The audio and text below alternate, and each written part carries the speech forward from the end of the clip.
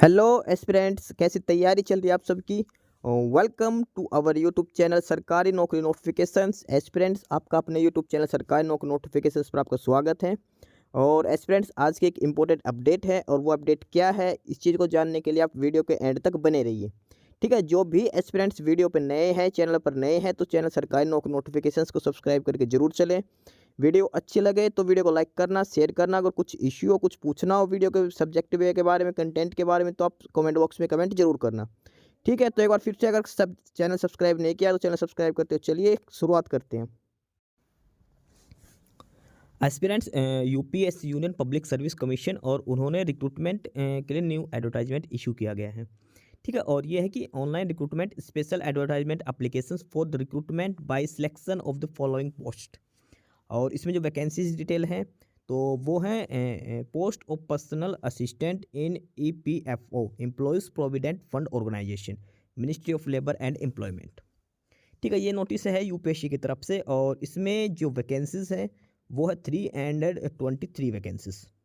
ठीक है, यानी कि यूपीएससी में जो ईपीएफओ है, यूपीएससी के थ्रू ईपीएफओ, और उसमें रिक्रूटमेंट है पर्सनल असिस्टेंट की पोस्ट के लिए।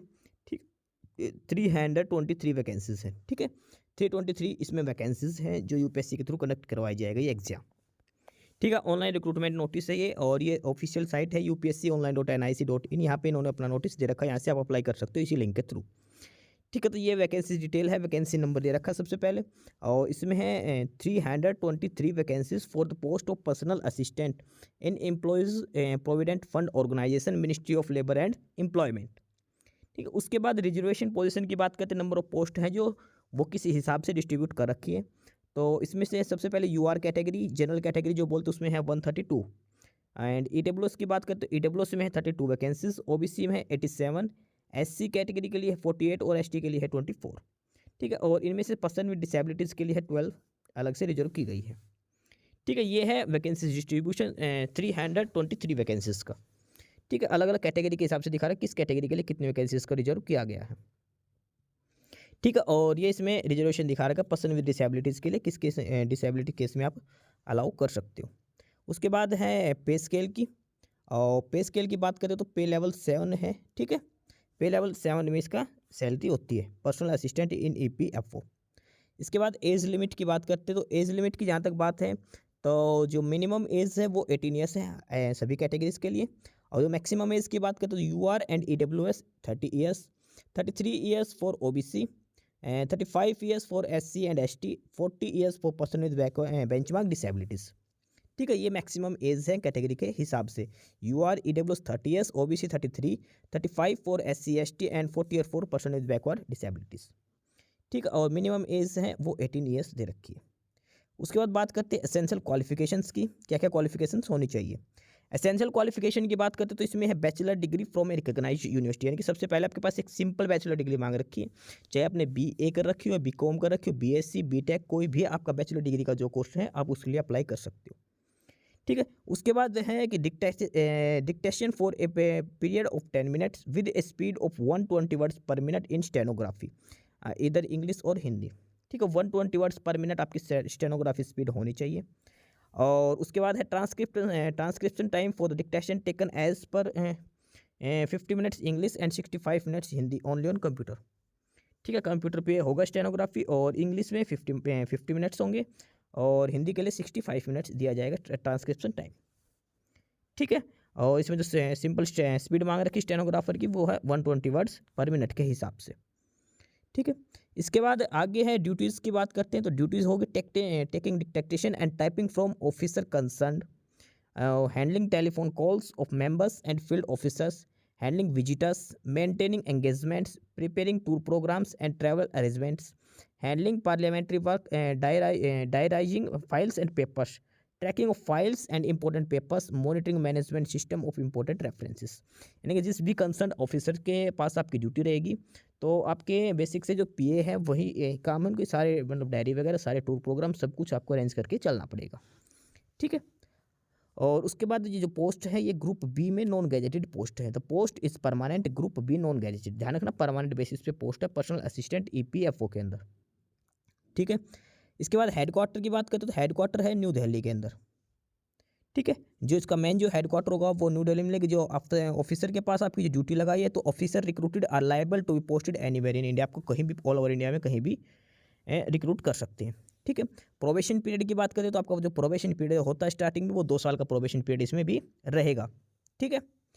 और उसके बाद दिखा रखा है कि एनी अदर कंडीशंस, तो जो पेंशन होगी वो एनपीएस के तहत आपको कवर किया जाएगा। एनपीएस इसमें जो सेंट्रल गवर्नमेंट देती है न्यू पेंशन स्कीम के बेसिस पे आपको। ठीक है। उसके बाद बात करते हैं ऑनलाइन एप्लीकेशंस की। तो डायरेक्ट रिक्रूटमेंट है, यूपीएससी की ऑनलाइन साइट से आपको अप्लाई करना है www.upsconline.nic.in पे। ठीक है। और कब से ऑनलाइन स्टार्ट हैं, ये है 7 मार्च से, 7 मार्च 2024। 7 मार्च से आप ऑनलाइन अप्लाई कर सकते हो यूपीएससी की ऑनलाइन साइट से। ठीक है। और upsconline.nic.in पे जाके। और उसका जो लास्ट डेट की बात करते हैं फॉर्म अप्लाई करने की, तो वो है 6 बजे शाम को, और लास्ट डेट है 27 मार्च। 27 मार्च को शाम 6 बजे तक आप ऑनलाइन अप्लाई कर सकते हो। ठीक है। 7 मार्च से लेकर 27 मार्च 27 मार्च शाम को 6 बजे तक आप ऑनलाइन अप्लाई कर सकते हो यूपीएससी के इसके लिए एप्लीकेशंस के लिए ईपीएफओ में पर्सनल असिस्टेंट की। ठीक है। इसके बाद अगर आप फॉर्म में मिस्टेक है, आपको फॉर्म में करेक्शन करनी है, तो वो 28 मार्च टू 3 अप्रैल तक, ये 1 वीक का टाइम दे रखा है। तब तक 1 वीक में आप फॉर्म ऑनलाइन अप्लाई वो इसमें करेक्शन या फिर एडिट कर सकते हो। 1 वीक का एक्स्ट्रा टाइम दिया गया है। ठीक है। फॉर्म फिलअप करने के बाद। ठीक है। ये बेसिक सी डिटेल है कि 7 मार्च से ऑनलाइन एप्लीकेशन स्टार्ट है और लास्ट है 27 मार्च। ठीक है। 21 दिन का ये टाइम दिया गया फॉर्म अप्लाई करने का। उसके बाद 28 मार्च से 3 अप्रैल 1 वीक का एक्स्ट्रा टाइम दिया गया है आपको एडिट या करेक्शन करने के लिए ऑनलाइन एप्लीकेशन में। ठीक है। ये बेसिक सी डिटेल दे रखी है, और जिसकी ऑफिशियल साइट है upsconline.nic.in पे आपको करना है। इसके बाद आगे इसमें दे रखा है a pen and paper based recruitment test followed by skill test to the shortlist candidate to appear in the skill test for the post of personal assistant shall be conducted by the commission. The date of skill test will be intimated letter on UPSC site. ठीक है। तो जो skill test है उसकी information बाद में provide की जाएगी शॉर्टलिस्ट कैंडिडेट्स की। सबसे पहले आपका एक रिक्रूटमेंट टेस्ट होगा पेन एंड पेपर मोड में। ठीक है। ओएमआर शीट के आधार पर आपका एग्जाम लिया जाएगा। उसके बाद इसमें दे रखा scheme and syllabus for the recruitment test. जो सबसे पहले जो एग्जाम होगा उसकी स्कीम दे रखी, किस कैसे कैसे एग्जाम होगा और क्या इसमें सिलेबस रहेगा। तो सबसे पहले एग्जाम स्कीम की बात करते हैं। एग्जाम स्कीम में the test will be of 2 hour duration, 2 घंटे का पेपर होगा। All question will carry equal marks. ठीक है। The test will be objective type question with multiple choice of MCQ basis question होंगे इसमें टेस्ट में। ठीक है। 2 घंटे का आपको टाइम दिया जाएगा। और the medium of question paper is English and Hindi except of those in English language, यानी कि पेपर में जो आएगा वो हिंदी और इंग्लिश लैंग्वेज में आएगा, लेकिन जो इंग्लिश का पोर्शन है वो सिर्फ इंग्लिश में ही आएगा। और उसके बाद है रॉन्ग आंसर की penalty. There will be penalty for wrong answer. Wrong answer करने पर 1/3 इसमें नेगेटिव मार्किंग का प्रोविजन भी दे रखा है। ठीक है। रॉन्ग आंसर करने पर 1/3 इसमें नेगेटिव मार्किंग भी होगी। इसके बाद सिलेबस की बात करते हैं इसमें। तो सिलेबस जहाँ तक दे रखा है, सिलेबस में है English language, general awareness, quantitative aptitude और रीजनिंग एंड कंप्यूटर एप्टीट्यूड। ठीक है। जो सिंपल बेसिक सिलेबस होता है वही सिलेबस दे रखा है। जनरल अवेयरनेस, इंग्लिश, मैथमेटिक्स और रीजनिंग और कंप्यूटर एप्टीट्यूड। ठीक है। 4-5 पोर्शन है जो इसके अंदर पूछे जाएंगे। वेटेज की बात करते हैं। तो वेटेज की बात करते हैं, एवरी क्वेश्चन मतलब 3 मार्क्स का एक क्वेश्चन के हिसाब से टोटल 300 मार्क्स का आपका पेपर होगा, 300 नंबर का।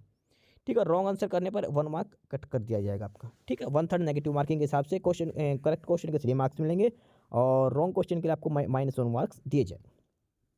ठीक है। इसके बाद जो रिक्रूटमेंट टेस्ट होगा उसके बेसिस पे कैंडिडेट्स को शॉर्ट लिस्ट किया जाएंगे स्किल टेस्ट के लिए। ठीक है। स्किल टेस्ट इज मैंडेटरी, ये जरूरी है देना, बट क्वालिफाइंग नेचर का है सिर्फ। ठीक है। जो कैंडिडेट क्वालिफाई करते हैं स्किल टेस्ट को, वो आगे फाइनल सिलेक्शन के लिए तैयार किए जाएंगे। ठीक है। ये बेसिक सी डिटेल है इसमें जो ऑनलाइन एग्जाम के लिए करना आपको। ठीक है। इसके बाद इसमें दिखा रखा है कि जो रिक्रूटमेंट टेस्ट होगा, जो ओएमआर शीट बेस पे जो एग्जाम होगा, वो नीचे सिटीज़ दे रखे हैं। इन किसी भी एक सिटीज़ में आपका एग्जाम सेंटर पूछा जाएगा। ठीक है। आपको फॉर्म फिलअप करते टाइम आपसे 3 ऑप्शन फिलअप करवाए जाएंगे, कौन कौन से एग्जाम सेंटर में आप फिलअप करना चाहते हो। तो उनमें से आपको ये ऑप्शन है ए। ठीक है। और ये है टोटल 80 सेंटर्स। ठीक है। 80 सेंटर हैं, 80 नंबर ऑफ सिटीज़ हैं ऑल ओवर इंडिया के अंदर। इनमें से कहीं भी आपका एग्जाम सेंटर हो सकता है। आपको फॉर्म फिलअप करवाते टाइम आपसे चॉइस मांगी जाएगी 3, तो ये 80 ऑप्शन मिलेंगे, उनमें से कोई भी 3 है जहाँ पे आप फिलअप कर सकते हो। ठीक है। इसके बाद इन्होंने दे रखा जो रिक्रूटमेंट टेस्ट की डेट है, तो वो होगी 7 जुलाई को। ठीक है। 7 जुलाई को ये उन्होंने पहले से दे रखी, जो एग्जाम होगा ओएमआर बेसिस जो एग्जाम होगा वो 7 जुलाई को एग्जाम होगा, 7/7/2024। ये इन्होंने क्लियरली मेंशन कर रखा है। ठीक है।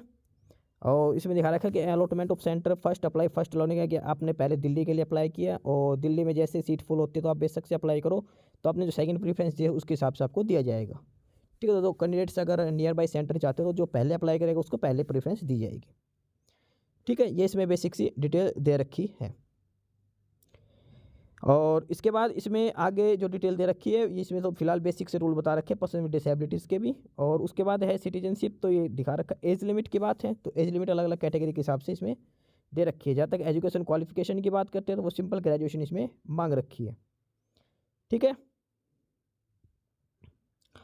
और इसके बाद इसमें आगे बात करते हैं जो एप्लीकेशन फ़ीस की। एप्लीकेशन फ़ीस जो पे करनी है वो आपको 26 मार्च तक आपको पे करनी है। ठीक है, ये इसमें बेसिक सी डिटेल दे रखी है, बाकी जो मेन था वो सारा कुछ बता दिया है।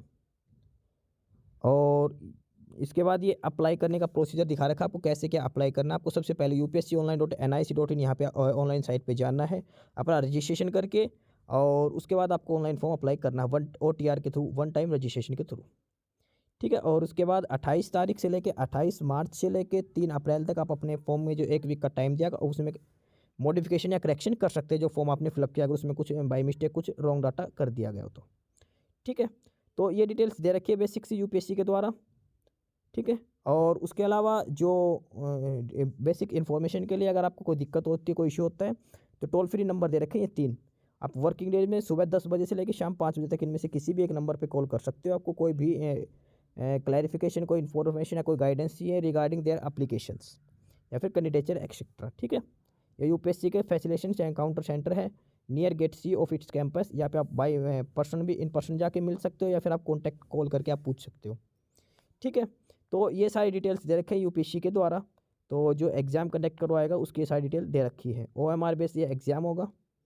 ठीक है, तो जो भी कैंडिडेट अप्लाई करना चाहता है ये अप्लाई कर सकता है। पर्सनल असिस्टेंट की पोस्ट है PA की EPFO डिपार्टमेंट में। ठीक है, एम्प्लॉयज़ प्रोविडेंट फंड ऑर्गेनाइजेशन के अंदर। ठीक है, 7 मार्च से इसका ऑनलाइन रजिस्ट्रेशन स्टार्ट है और जो लास्ट डेट है वो है 21 मार्च। ठीक है, 27 मार्च है लास्ट डेट इसकी।